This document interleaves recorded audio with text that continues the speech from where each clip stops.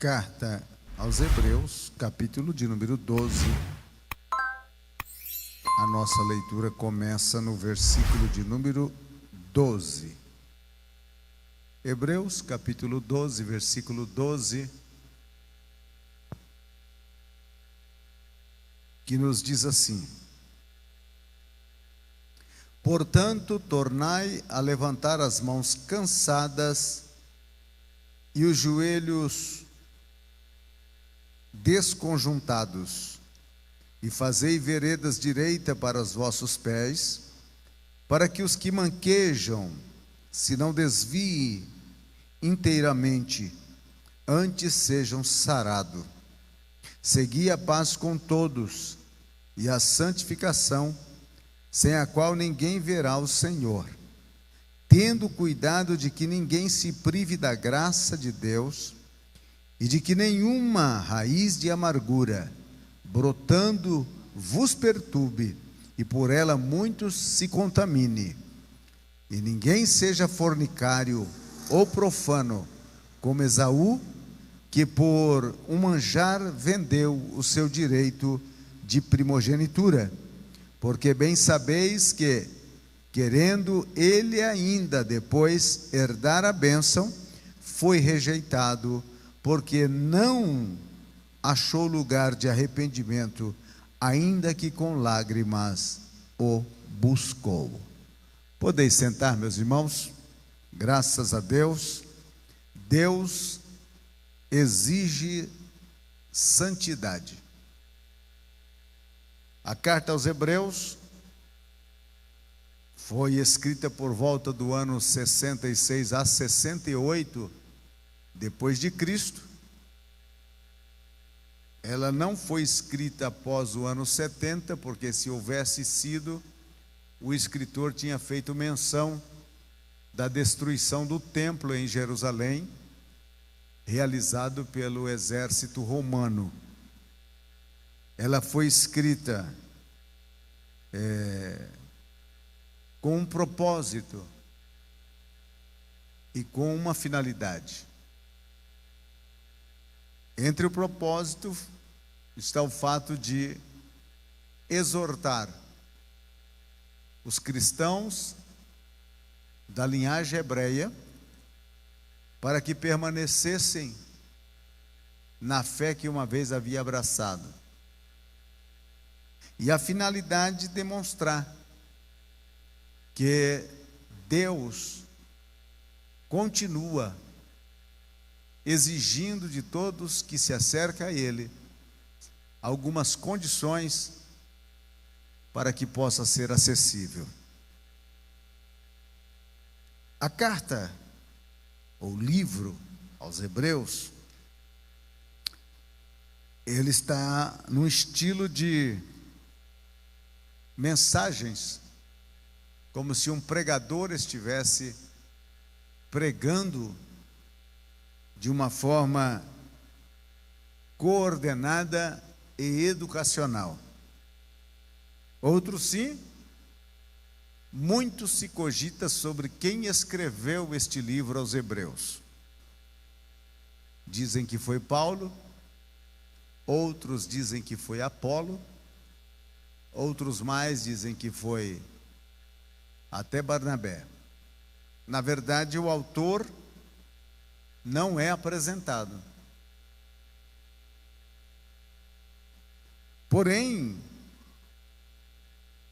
a grandeza deste livro está em abordar alguns temas que são pertinentes para a vida cristã em todas as épocas, inclusive hoje. O escritor apresenta pelo menos 3 coisas impossíveis aqui neste livro. Ele diz que sem derramamento de sangue não há remissão de pecado. Ele diz mais que sem fé é impossível agradar a Deus, e sem santificação ninguém verá o Senhor. São os impossíveis deste livro aos Hebreus.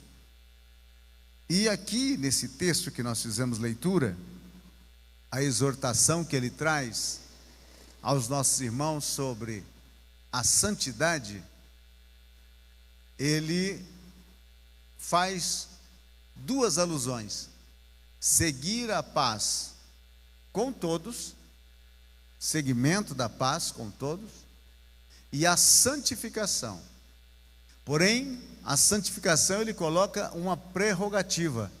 Ele disse: sem a santificação, ninguém verá ao Senhor. Parece que ele está até fazendo uma alusão no sermão da montanha, das bem-aventuranças, quando Jesus disse: bem-aventurado os de limpo coração, porque eles verão a Deus. Então a santificação vai além de ter a paz com todos. Paulo, em suas epístolas, ele faz uma abordagem dizendo: se possível, tenham paz com todos. Se possível. Este artigo de possibilidade de ser, porque tem pessoas que você não vai ter condições de ter paz com ele. Essa é uma realidade. E o que depender de você, você deve fazer para ter paz com esta pessoa. Tem pessoas que você mantém uma paz harmoniosa com ela, mantendo ela distante. É melhor manter distante do que próximo, porque é como porco espinho, né? Se está próximo, começa a perfurar. Então, tendo um pouquinho longe, né, você pode manter paz. Tem alguns parentes, por exemplo, que você tem o prazer de receber eles na sua casa por 1, 2 dias, mas já no terceiro dia começa a emborcar as panelas.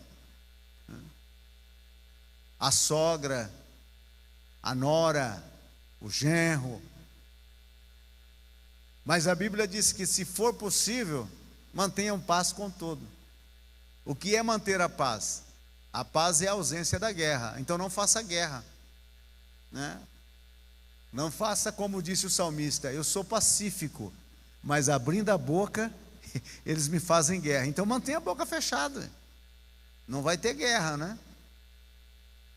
Muitas vezes as nossas guerras, elas começam até por algo tão mesquinho, tão sem valor. Isso acontece muito com os casais. Já notou por que os casais brigam? Os casais brigam pelas coisas mais insignificantes possíveis e imagináveis. Teve um casal que chegou ao divórcio por causa de uma teia de aranha, essa casinha de aranha. Eles tinham casado e estava indo tudo muito bem. E um dia ele levantou de manhã e viu lá no canto da parede uma aranha que fez uma casa por lá. Aí ele disse: seguro que quando ela levantar, ela vai ver e vai tirar isso daí. Foi para o trabalho. Aí quando voltou de tarde, lá está a casa da aranha de novo. Ele disse: quem sabe ela não viu, mas amanhã com certeza ela tira. No outro dia de manhã lá está a casa, e ele foi para o serviço a semana toda. Aí quando foi no sábado, ele não aguentou.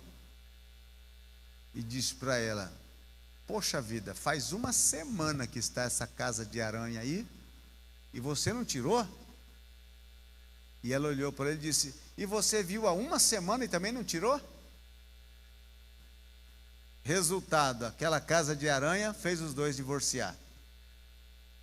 Porque na verdade, irmãos, a guerra, ela só quer uma pequena fagulha. Porque nós, quando vivemos, nós vamos acumulando, né? Casais são assim. Acumulam, e depois, por uma fagulha, explode. E aí, coisa lá do arco da velha, eles trazem à tona naquele momento. mas você também, aquele dia, e aí pronto, toda a paz se acaba. Mantenha a paz com o seu inimigo, né? Se você é casado, mantenha a paz com o seu inimigo, você dorme com ele. Você já imaginou? Dá uma olhada debaixo do travesseiro para ver se tem alguma coisa, né? Mas mantenha a paz. E aqui, o escritor disse sobre duas coisas que nós precisamos perseguir com insistência. Uma refere-se ao nosso relacionamento social na terra, seguir a paz com todos. Esse é o nosso relacionamento social. Ter paz com as pessoas. E a paz, ela diversifica em duas direções. Ela vai no horizontal e na vertical. Eu preciso ter paz de Deus e paz com Deus. Qual é a paz de Deus? A paz de Deus é aquela que o apóstolo disse que excede todo o nosso entendimento. É uma paz que você entra para este estado de paz. A paz de Deus vem morar no seu coração, né? Vem morar no seu coração. E agora, não importando quais sejam os perrengues que você venha passar na vida, você ainda passa com paz. Porque Deus é o Deus da paz. E Ele deposita no seu coração esta paz. Você tem paz. E depois a paz com Deus é quando nós começamos a viver como filhos de Deus, conscientes, cada dia nos aproximando dEle. E esta paz com Deus foi selada por Jesus na cruz do Calvário. Romanos capítulo 5 disse: justificado, pois, pela fé, temos paz com Deus. E ele mesmo, Paulo, disse em Coríntios que Deus estava em Cristo reconciliando consigo o mundo. E disse mais que Jesus derrubou a parede que era contra nós, que nos dividia. E agora você pode se aproximar de Deus com toda a segurança que Ele é o seu Pai. Que Ele é o seu Pai. E você tem paz com Ele, você não está em guerra. Você levantou a bandeira branca. Você levantou a bandeira branca. E aí, esta perseguição da paz, a paz no outro sentido, é a paz com os meus irmãos. Paz com os meus irmãos. Já disse aos senhores que a paz é a ausência da guerra. Então eu preciso ter paz com meus irmãos. E para que eu tenha paz com meus irmãos, eu tenho que ter sabedoria no me relacionar com meus irmãos. E essa sabedoria, se alguém tem falta, disse Tiago, peça a Deus. Peça a Deus. Peça a Deus. É muito fácil um irmão falar do outro. É muito fácil. O difícil é quando ele fala e o outro descobre e vai tirar satisfação. Ah, falou de mim. E daí, irmão? Deixa eu falar. Ah, mas falou, pastor. Ué, deixa eu falar. Você é perfeito?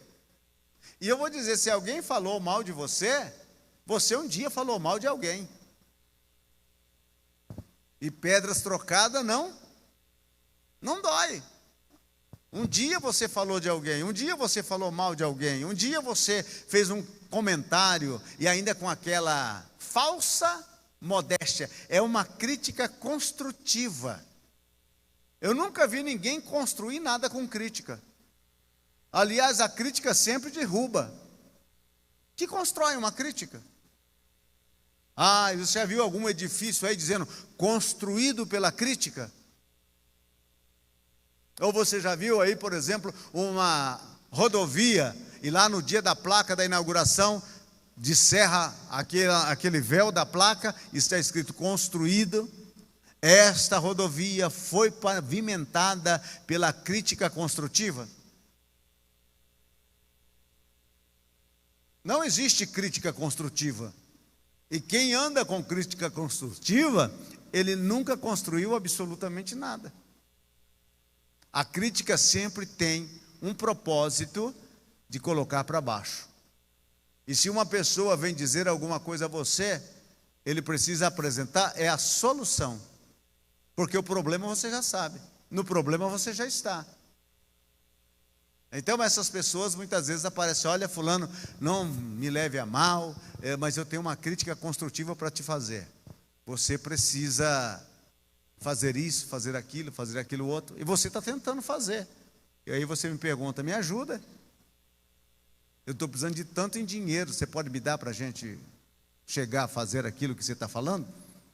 Acaba o criticador, ele morre, né? Ah, mas se eu fosse fulano eu fazia assim. Mas você não é o fulano.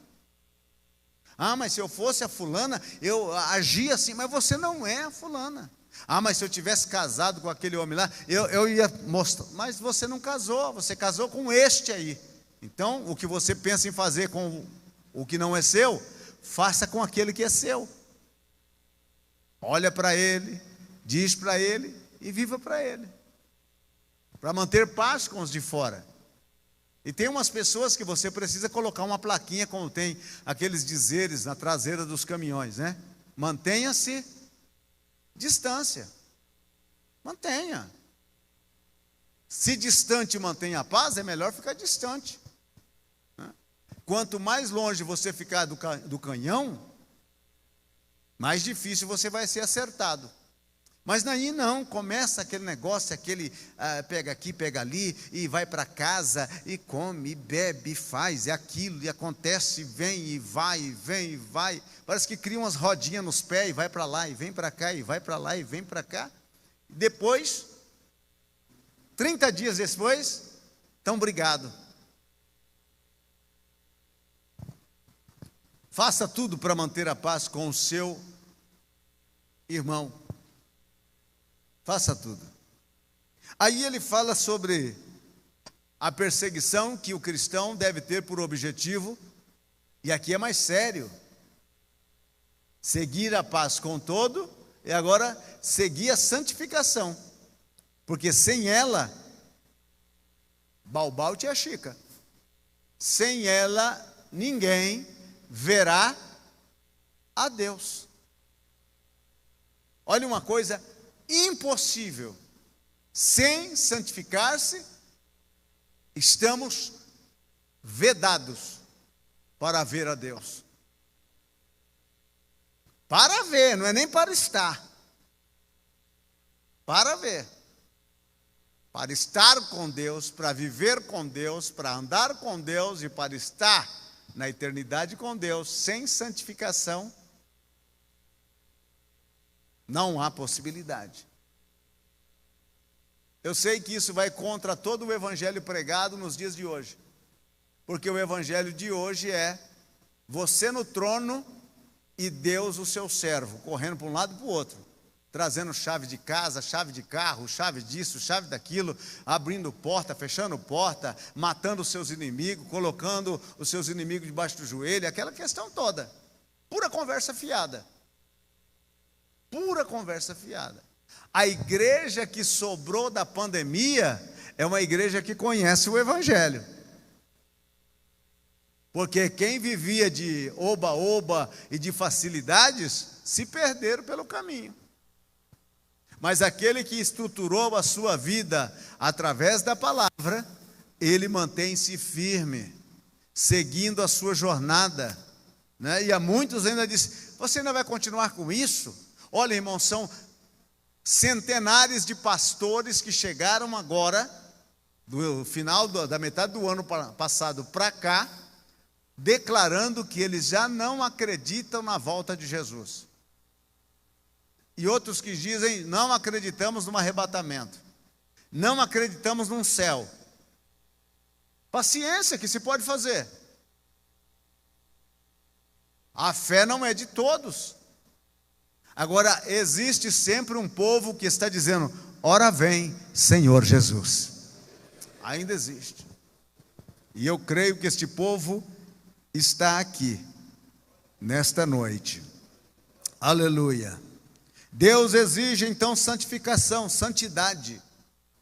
A santificação é um processo que começa quando a pessoa recebe Jesus como Salvador e prolonga por toda a sua vida aqui na terra.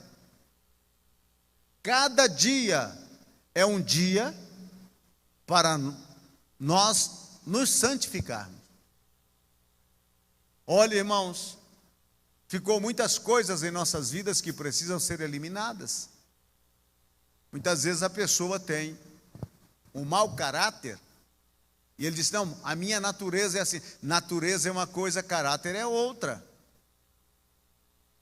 Por mais que a pessoa tenha uma natureza difícil, aquela natureza de briguento, de brigão, de contencioso, de que não vê a hora de arranjar qualquer confusão, essa é a natureza.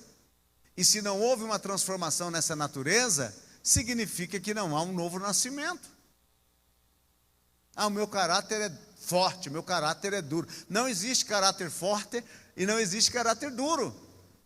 O caráter é um conjunto de virtudes, tanto positivas ou negativas, que eu e você desenvolvemos a cada dia da vida. Aquele que é mau caráter, ele vai agregando virtudes maléficas no seu caráter. E quem tem um bom caráter, ele vai trabalhar para agregar virtudes neste caráter. Agora, a natureza já é outra questão. É na natureza. Minha natureza é forte, é dura. Não, a minha natureza precisa ser controlada pelo Espírito Santo. O crente precisa ter a natureza controlada pelo Espírito Santo, senão ele taca fogo no mundo. Ele precisa. E o Espírito Santo é aquele que nos dá o domínio próprio. É o Espírito Santo. E esta santificação de processo, as outras, como eu já disse uma vez, vou repetir de novo, as outras bênçãos que recebemos em Cristo Jesus é um ato, mas a santificação é um processo. Você começa no dia que recebeu Jesus e vai todos os dias da sua vida, até quando você morrer. Então hoje eu e você precisamos ser mais santos do que ontem, e amanhã mais santo do que hoje. Se na minha caminhada com Deus eu descubro que algumas atitudes que eu estou fazendo é pecaminosa, eu preciso confessar o pecado, abandoná-lo e seguir a jornada. Existem muitas pessoas que eles estão no processo de santificação e alguns pecados que ainda permeavam a sua vida, e ele conseguiu se desvencilhar deles através do arrependimento e de um compromisso de santificação com Deus, e eles levam 6 meses, 10 meses, 1 ano, e depois, por uma falta de vigilância, eles acabam caindo no mesmo pecado. Irmãos, vou dizer uma coisa a você: Satanás, ele conhece o seu ponto fraco, e o meu também. Ele conhece. Ele sabe aonde é que ele vai atacar. E ele vem para atacar, não para perder, mas para ganhar. A grande dificuldade nossa é estar vigilante e cuidando dos pontos fracos que temos, por onde o inimigo possa atacar. A gente descuida daquilo. E acha que, não, mas agora eu estou bem e nada vai acontecer. Irmãos, ele te ataca em 2 situações: quando você está no pico ou quando você está no profundo. Nessas 2 situações, depois de você ter uma grande vitória, uma grande conquista, uma grande bênção, que você está celebrando aquilo, ele vem. Pô! E muitas vezes aquela vitória, aquela celebração se transforma em sabor de derrota. Ou quando você está lá no fundo do abismo, no mais profundo, ele vem também. E olha como ele chega quando nós estamos no fundo. Ele chega assim: te abandonou. Quantas vezes você falou que Deus era bom e olha a sua situação. Nem comida tem, nem sapato tem, nem isso tem. Ele vem mostrar para você um Deus injusto. E aí vai depender de você e de mim.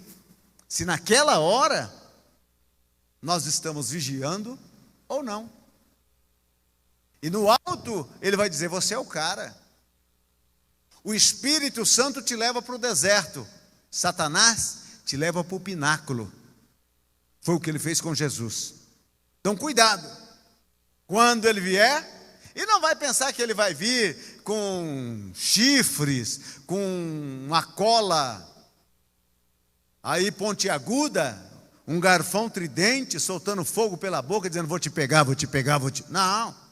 Ele vem dourando a pílula. Ele vem mostrando o lado mais bonito da questão. É assim que ele faz.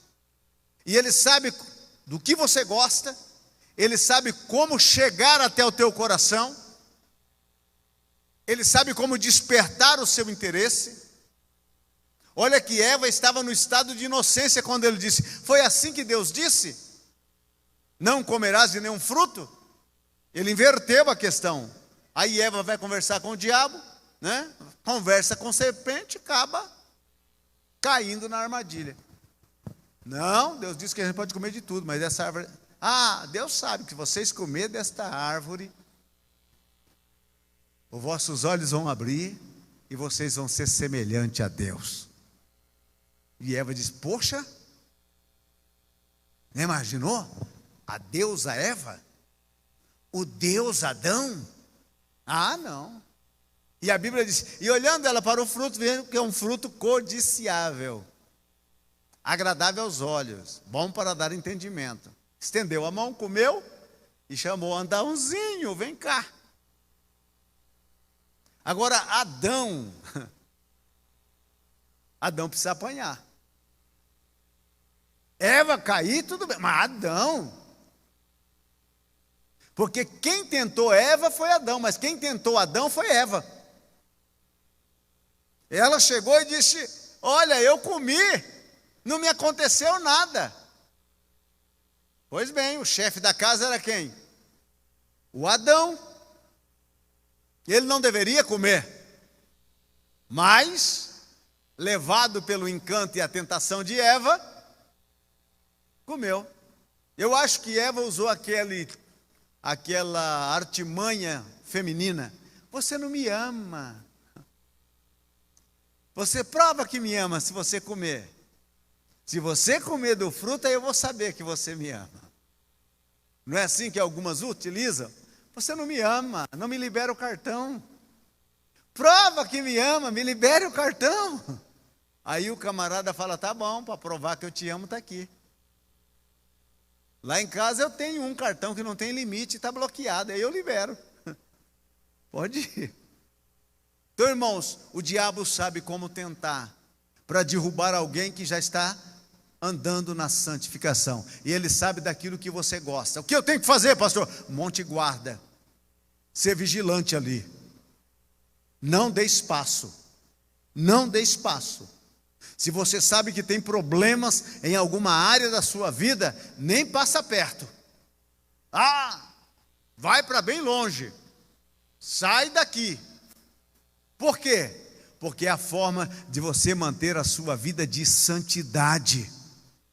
Porque a santidade tua não está na sua roupa, não está nas suas vestimentas, naquilo que você calça. Não. Vestimenta e calçados é comportamento. Santidade está no seu compromisso com Deus, que você vai viver santamente para Ele. Então esse processo, a santificação, nada mais é que a purificação do pecado. Eu estou caminhando, reconheci que pequei, eu devo imediatamente, não deixar para pedir perdão amanhã, ali mesmo, dobrar o meu joelho, arrepender, mas arrepender de verdade, pedir perdão a Deus, E o sangue de Jesus Cristo, seu Filho, nos purifica de todo pecado. Todo pecado.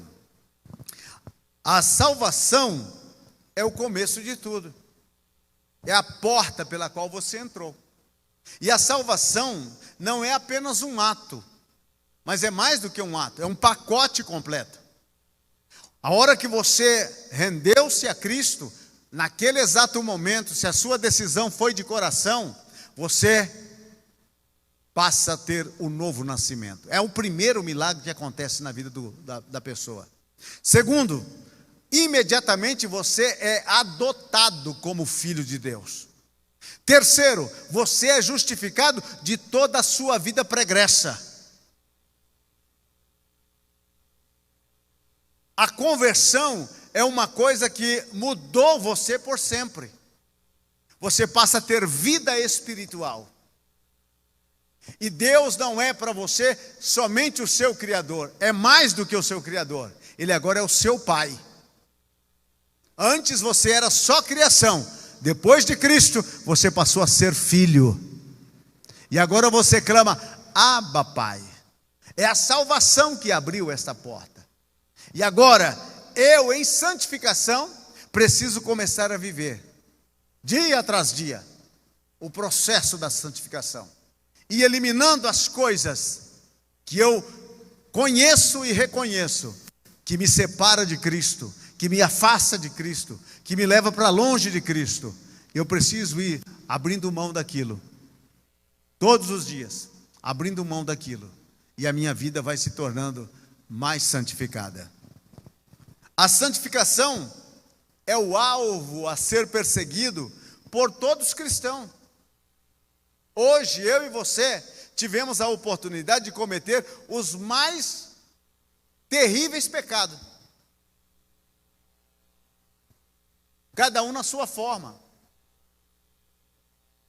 Tivemos, a oportunidade apareceu, né, o dinheiro fácil, ou então o desejo fácil, né?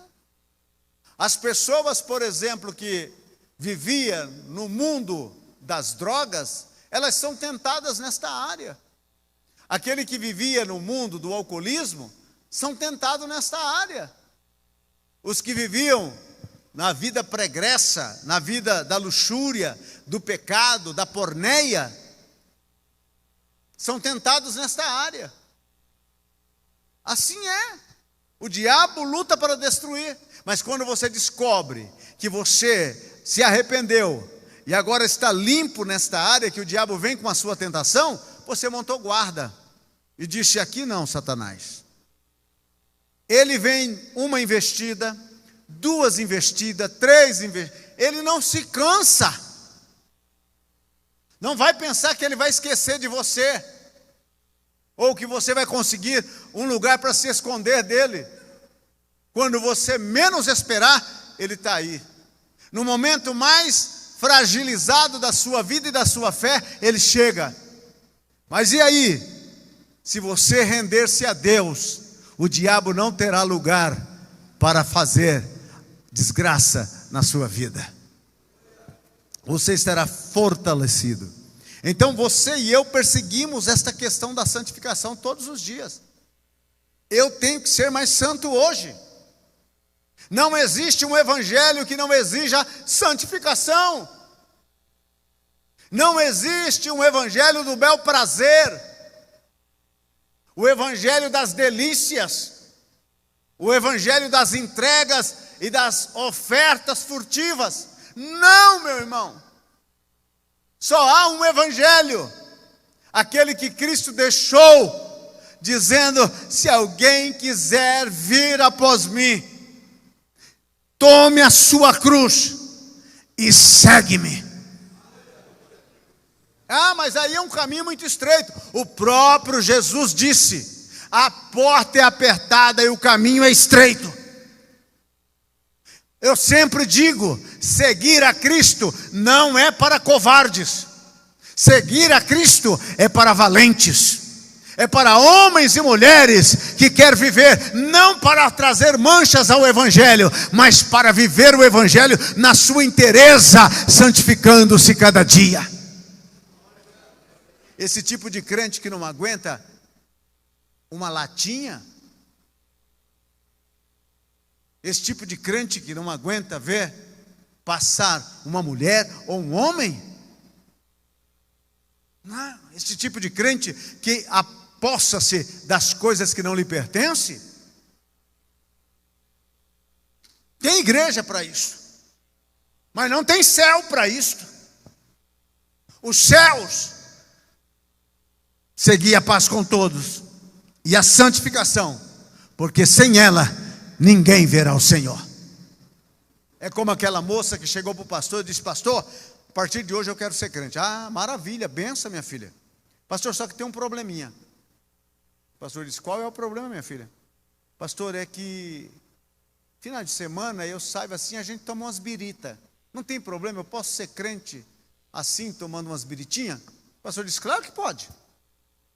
Pode, claro. Só isso? Não, pastor, tem mais uma coisinha. Pastor, eu também gosto de uma balada, né? Final de semana, né? Não aguento. Posso ser crente indo assim no final de semana numa balada? O pastor disse: pode. Pode sim, não tem problema. Só isso? Ele disse: não, pastor, tem mais uma coisinha. Eu tenho 3 namorados. Eu posso seguir sendo crente com 3 namorados? Claro que pode. Ela disse: ai, glória a Deus, pastor, a partir de hoje eu sou crente. E foi saindo, ela disse: mas volta aqui, minha filha. Você pode ir na balada, tomando a latinha e tendo 3 namorados, só não pode entrar nos céus.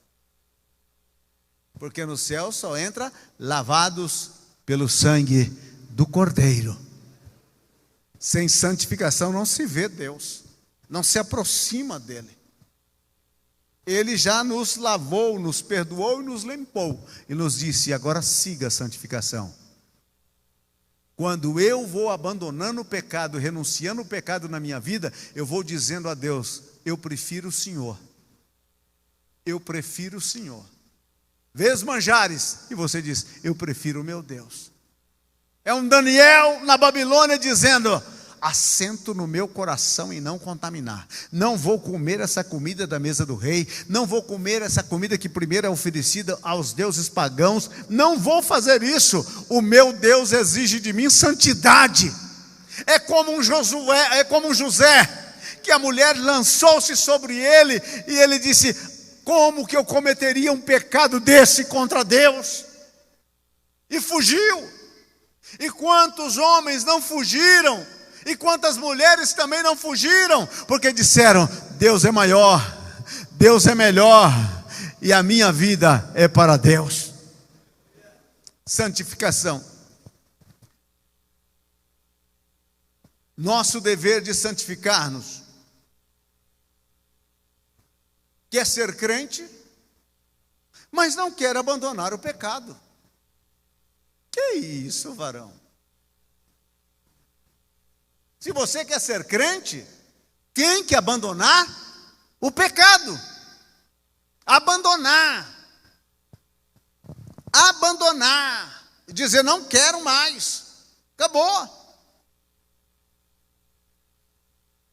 Quer ser crente e não quer abandonar o pecado. E hoje nós temos muita gente assim. Pastor, não toca no meu pecadinho de estimação, não. E aí, você vai para o inferno com ele? Abraçado com ele? Ai, pastor, mas que palavra dura. Dura? Dura é a chama do inferno. Ela sim é dura. Jesus disse que o fogo não apaga e o bicho não morre. Tem muitos crentes que foram para o inferno e de lá estão dizendo: que saudade de ouvir aqueles sermãos duros, aqueles ensinos duros, porque se eu tivesse feito caso, o meu destino não seria aqui, seria lá. Meus irmãos, passou o tempo de sermos embalados num berço de bebê. É o momento de termos maturidade e comprometer-nos com a santificação e abandonar o pecado. Que adianta a pessoa ficou 30 anos sentado no banco da igreja e nunca buscou a santificar a sua vida. Morreu. E aí? Morreu. Tem uns crentes que morrem, você tem uma dificuldade de saber se ele foi para o céu. Você fica lá dizendo, mas meu Deus, será que ele chegou lá? Ou pegou um atalho assim, tipo Geena, Seol, ou coisa dessa natureza? É um esforço medonho. É que nem aquela história do diácono que morreu na Assembleia de Deus. Não foi aqui não, foi na rua Porangaba 119. Aí ele morreu, no velório, lá está todo mundo chorando e tal, chegou o pastor, não fui eu não, foi o Ricardo, fazer o culto fúnebre dele, e disse, aqui está o nosso irmão, pensa num homem exemplar, cuidador da família, gente finíssima, e foi montuando um monte de coisa. A viúva que estava lá mais distante um pouco, chamou o filho mais velho e disse, dá uma olhada, se nós estamos velando é o seu pai mesmo. Pensou que estavam velando um defunto errado, né? O cara era muito bom, né? Hoje, o cara fica bom quando morre. Eu já fui num velório, que chegou um sacerdote para fazer aquele negócio de jogar água benta para lá e para cá, e disse, ele era um bom ladrão. São um camarada que gosta desses bons ladrões, né? Ele era um bom ladrão, quer dizer, tem um céu para os ladrões, não tem? Tem um Seol para os ladrões. É dura coisa. Então você quer ser crente, porém não quer abandonar o pecado, não quer abandonar o mundo? O mundo passa com as suas concupiscências, diz o apóstolo. Abandona isso, meu irmão. A você que está nos acompanhando também pela internet, abandona isto. Abandona o pecado e se abraça com Deus. Já não nos resta mais nada nessa terra, irmãos.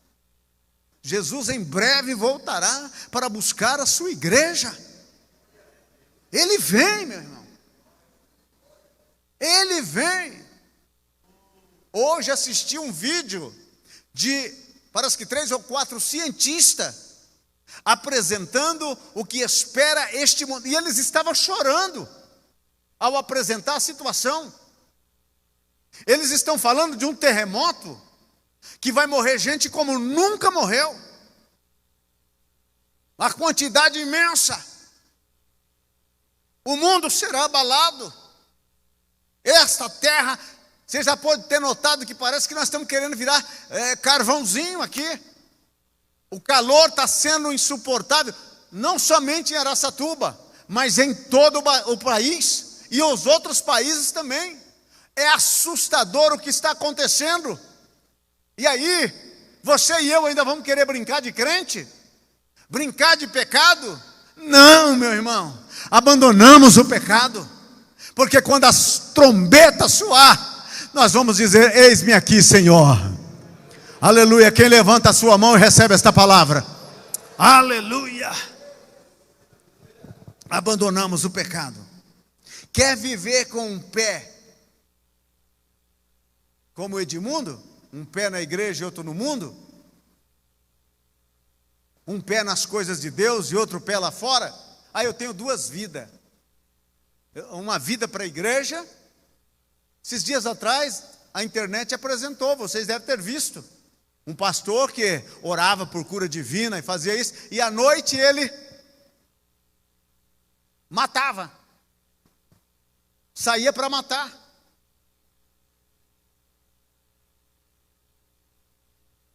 E aí você diz, mas como? Vida dupla. E nós temos uma montanha de cristão com vida dupla. Na igreja ele se apresenta como cristão, mas quando chega em casa ele tira a fantasia. E aí, Deus nos acude. Neste final de ano, por exemplo, o que aconteceu nesses ranchos na beira desse Tietê? Tempos atrás encontrei um irmão no mercado, lá no Rondon, lá em cima. Só não vou dizer o nome dele. E eu vou levando a minha compra com a Francisca, e quando chego no caixa, olho para trás, é o irmão. Ele levou um susto tão grande, que ele perdeu o sangue da cara. Porque quando eu olhei para o carrinho dele, tinha aquela que desce redondo, tinha chapinha, coração de boi, e lá no cantinho uma velho barreira. Falei, Pai do Senhor, meu irmão. Ele, pastor, uns amigos que estão vindo aí que me pediram. Irmãos, ainda aumentou um pecado mais, a mentira. Não adianta esconder do pastor. Irmãos, eu não sou dono dos céus. Vai esconder de mim? Eu não sou dono dos céus. Eu não tenho poder nem de mandar você para o céu, e muito menos para o inferno. Jesus disse, se tiver que temer, tema a Deus, que tem o poder não somente de matar o corpo, mas lançar a alma no inferno. Então não vamos ter uma vida dupla. Não, meu irmão. Vamos ser transparentes diante de Deus. O que somos, somos. Como vivemos, assim somos. Que as pessoas possam olhar em nós e dizer, aí está um verdadeiro servo de Deus. Uma verdadeira mulher de Deus. Ah, mas aqui ninguém sabe, porque tem crente que não pode ir a Birigui, ele já desvia. Lá de lá ele já diz, aqui já não sou crente e tal. Cuidado. Não vamos manter uma vida dupla, mas sim vamos seguir a santificação. Cada dia. Ah, mas vamos me chamar de quadrado. E daí? De antiquado. E daí, meu irmão? Do que não chamaram o nosso mestre? Farsário, enganador do povo, estafador. Tudo que você possa imaginar. Até hoje ele é chamado disso. O enganador. Se chamar a gente, irmão, disso, é elogio. Ai, me chamaram de mentiroso. E você, de vez em quando, conta uma mentira. Ah, mas ele não podia me chamar de mentiroso. Ué, não podia. Ah, me chamaram disso, daquilo. Deixa que chame. Começa a seguir a Cristo, de verdade. Porque o seu compromisso, em primeiro lugar, é com Deus. Mas aquilo que você compromete com Deus, reflete aqui na vivência com os homens. Seguir a santificação, não tem como viver sem santidade. O escritor disse, sem santificação ninguém verá o Senhor. A santificação posicional, eu já falei dela aqui uma certa feita, em Cristo eu sou santificado. A santificação progressiva, que é aquela que eu vou descobrindo as coisas erradas na minha vida e vou abandonando, e a santificação total. A santificação progressiva te leva para próximo de Deus, e a sua santificação total será no momento que você entrar nos céus. O pecado fica para o lado de fora. Você será preparado para entrar nos céus de Deus. Começa aqui, até a entrada lá. Não veremos o Senhor, se não nos santificarmos. Não veremos. E olha, irmãos, brasileiro gosta muito daquele jeitinho, né? Nós somos conhecidos aí no mundo afora como o jeitinho brasileiro. Somos conhecidos. Diz que nós temos um jeitinho, né? O guarda de trânsito te para, a sua carta está vencida, aí você já solta uma de 50 e diz, por que não tomamos um café?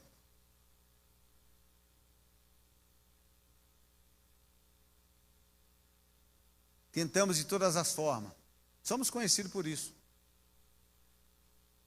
E depois nós desce a língua nos que estão em cargo de eminências, porque eles fazem a coisa errada. É muito fácil criticar o governo. É muito fácil criticar o governo. Porque eles estão o quê? Na vitrine. Mas muitas vezes a gente não faz o que eles fazem, mas faz menores, né? Coisas menores. Santificamo-nos para ver a Deus. Ele tem um grande desejo de te encontrar na eternidade. Depende de você, de mim. Vamos nos santificar. Mas eu estou olhando para o pastor. Olha para mim. Se você olhar para mim e esquecer de olhar para Jesus, você cai no poço. Olha para Jesus. Eu não sou modelo de santidade para ninguém. Não. O modelo de santidade para você é Jesus. Olha para Ele.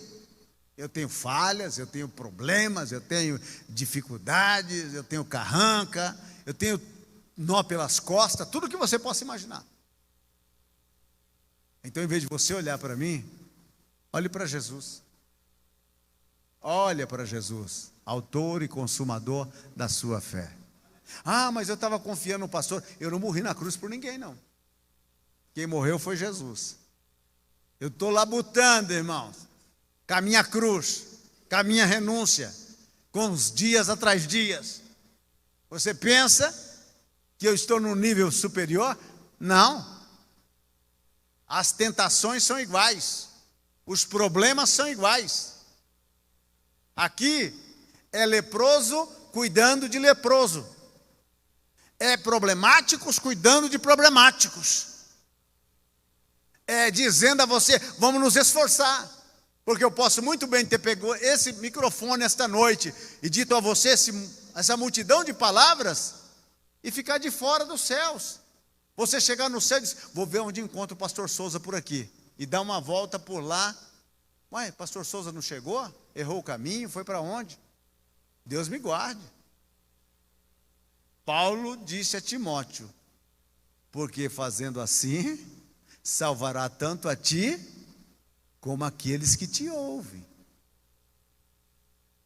Como aqueles que te ouvem. Então, e a sentença sobre a minha cabeça é maior. Que Deus me guarde e me ajude, cada dia, cada momento. E não é fácil ser eu, meu irmão. Muitas vezes eu tenho vontade de não ser eu. É muito fácil a vida para aqueles que não querem compromisso com Deus. Mas para aqueles que querem se comprometer para ir aos céus, você necessita santificação, sem a qual ninguém, quando fala ninguém aqui, nem o Lula, ninguém, porque ele disse que é o homem mais santo do Brasil, não foi? Mais santo do que pastor, mais santo, então, nem ele, ninguém verá o Senhor, ninguém, né? Que Deus nos ajude.